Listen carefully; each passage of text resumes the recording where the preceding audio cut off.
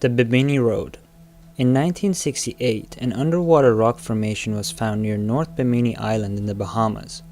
It is considered by many to be naturally made, but because of the unusual arrangement of the stones, many believe it to be part of the lost city of Atlantis. Another curious element of this mystery is a prediction made in 1938 by Edgar Cayce. He said, "A portion of the temples may be yet discovered under the slime of ages and seawater near Bimini, except in 68 or 69, not so far away." In a more recent expedition, amateur archaeologist Dr. Greg Little discovered another row of rocks in the same formation directly below the first, leading him to believe that the road is actually the top of a wall or water dock.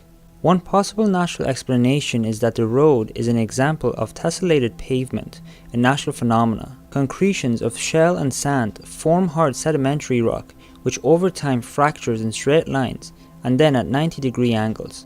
They are quite common and a popular tourist attraction on the island of Tasmania. The Roanoke Colony. In 1584, Sir Walter Raleigh dispatched an expedition to the east coast of North America as Queen Elizabeth I had given him permission to colonize Virginia. He returned from the trip with 2 American Indians and samples of animals and plants. Between 1585 and 1587, 2 groups of colonists were left on Roanoke Island to establish their settlement. Following fights with the local native tribes, the first colony were low on food and men to defend the settlement, so when Sir Francis Drake visited after a raid in the Caribbean and offered to take them back to England, they accepted and left. In 1857, 121 new colonists arrived and found the local natives to be friendly. The first English child born in the Americas was a daughter of one of those colonists. The group tried to befriend some of the other tribes that previous colonists had fought with, which resulted in the killing of George Howe. The remaining members of the group convinced the leader to return to England to get help. The leader, John White, returned to England, leaving behind 90 men, 17 women, and 11 children. When White returned in August of 1590, the settlement was deserted. There were no signs of a struggle and no remains were found at all.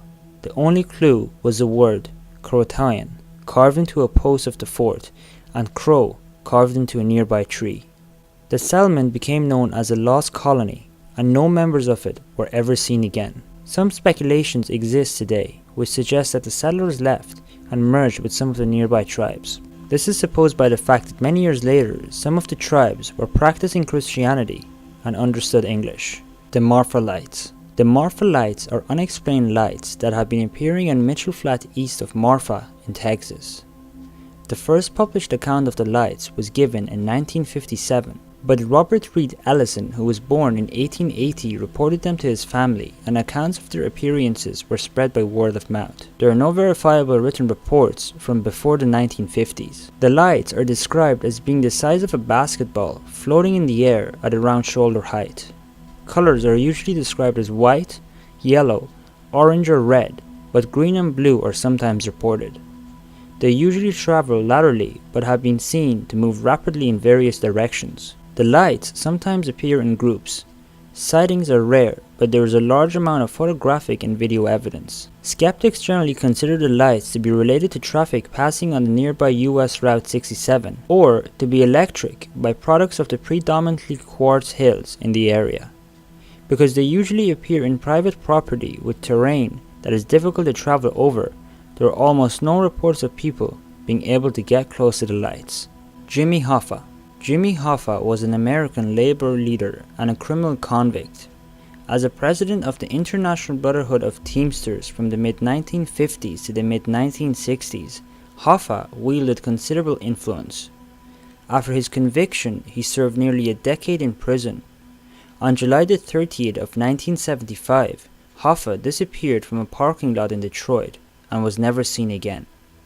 He had been due to meet 2 mafia leaders, Anthony Tony Jack from Detroit and Anthony Tony Pro from Union City, New Jersey and New York City. According to Donald Franco's a convicted mob hitman, Hoffa was shot in the house of Tony Jack and his body was then buried in the foundations of the Giants Stadium. While that is the most popular belief, another mobster, Bill Bonanno, claimed that Hoffa was shot and put in the trunk of a car that was then put through a car compactor. No one will ever know the truth about Hoffa, but the Mythbusters team dug in the parts of the giant stadium that is generally where Hoffa is considered to be buried, and unfortunately, nothing was found. Thanks so much for watching. I hope you enjoyed today's episode. If you did, make sure to leave a like. Until tomorrow, goodbye.